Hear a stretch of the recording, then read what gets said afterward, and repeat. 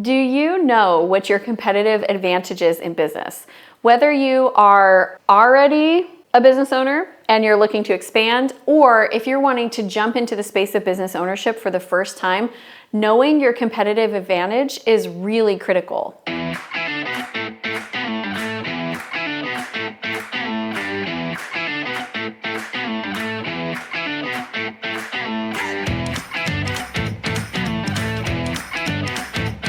Welcome to Amy Exits, where we talk all things buying and selling businesses. And today we're peering through the lens of a simple yet profound concept that's not just for CEOs of big companies, but for anyone in the small business arena, buyers and sellers alike, and it is called the Hedgehog concept. One of my favorite business books is Good to Great by Jim Collins. I love all Jim Collins books, but in this one specifically, he researched great companies with a comparison company in the same industry that was a good company, but got outperformed by the great one. They never really reached their full potential. And then they gathered all the data from multiple different industries and figured out what made the businesses go from good to great. And the Hedgehog Principle came out of that research. This concept is all about focus. It's about finding that one thing that your business can be the best at.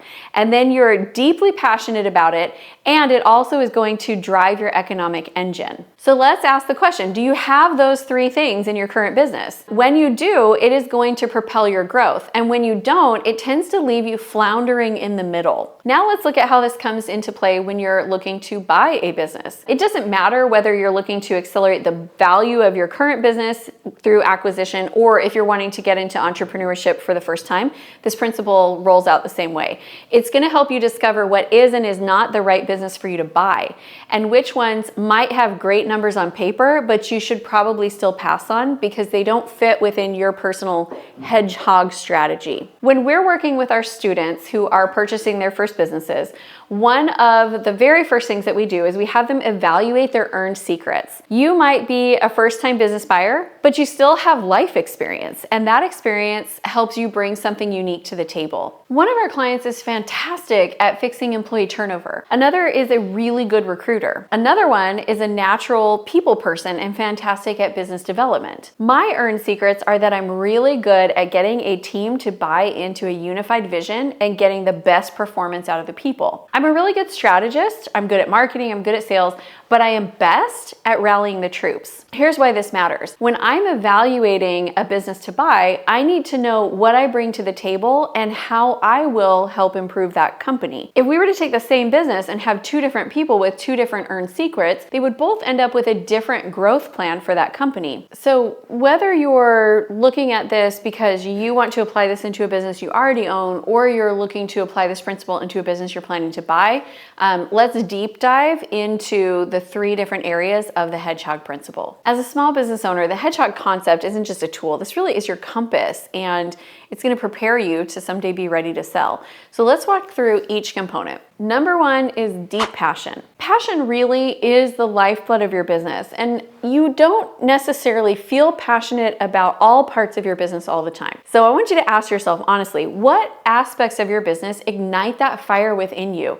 Is it the craft? Is it the customer interactions? Is it the team members and business development? But there needs to be an underlying passion that both you, your customers, your clients can all potentially buy into.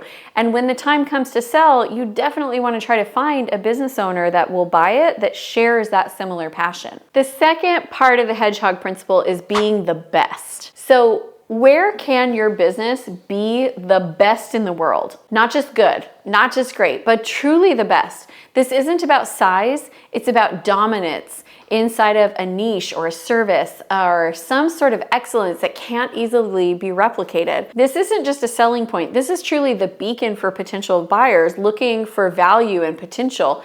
If you're looking at a business to buy, you need to know, what are they the best in the world at? And is there evidence that supports that? Can they prove it? Or is it just simply their opinion? Third, let's look at the economic engine. What is the key financial metric that your business excels at? Is it profit per customer or per transaction or something else? When you figure this out and you maximize it, this is going to drive the value in your company, making your business not just a functional entity, but a well-oiled financial machine. Now, the key is that we want to find where these three principles all overlap. So we want to now look at your passion, we want to look at what you're best in the world at, and we want to look at the financial driver. And that little overlap in between, that is what we should be focused on. That's where we should be spending our time.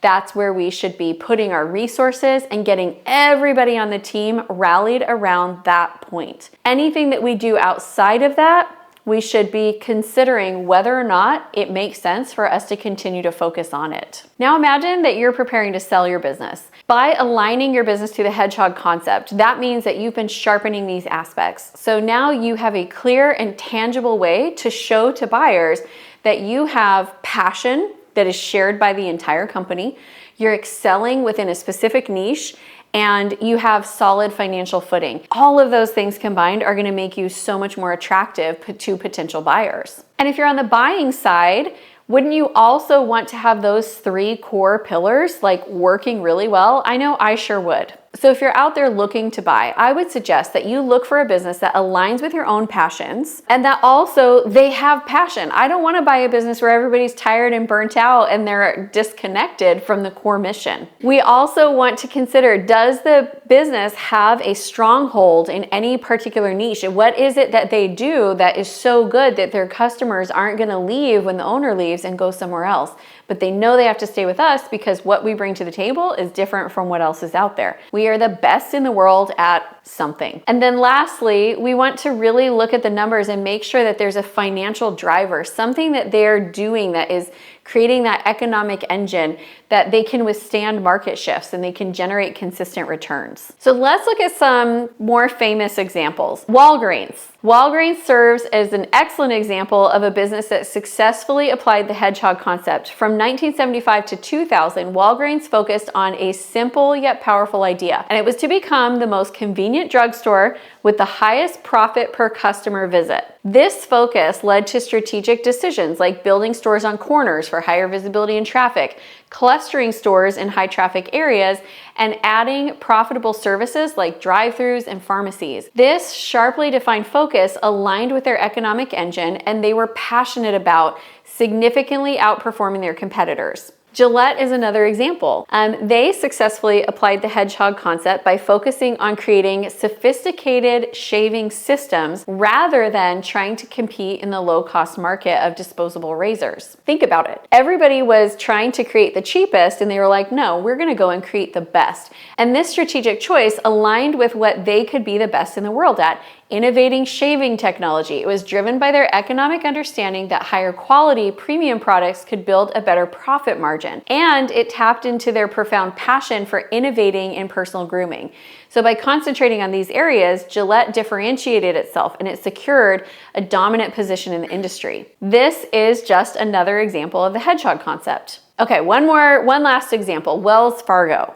They applied the Hedgehog concept by focusing on profit per employee rather than the traditional banking metric, which is profit per loan. This shift allowed Wells Fargo to adapt to industry changes by investing in technology and optimizing their branch operations. They were able to enhance customer service and operational efficiency. And by redefining their economic engine and aligning it with what they could be best in the world at, which was efficient, customer-centric banking services, Wells Fargo strengthened its market position and its profitability. I hope what you're seeing is all of the different ways that this Hedgehog principle comes back together. Whether you're a buyer or whether you're a seller, you really want to look for businesses that either have this already or have the potential to shift into it. Maybe the current business owner hasn't seen the opportunity where passion and best in the world and financial drivers all fit together.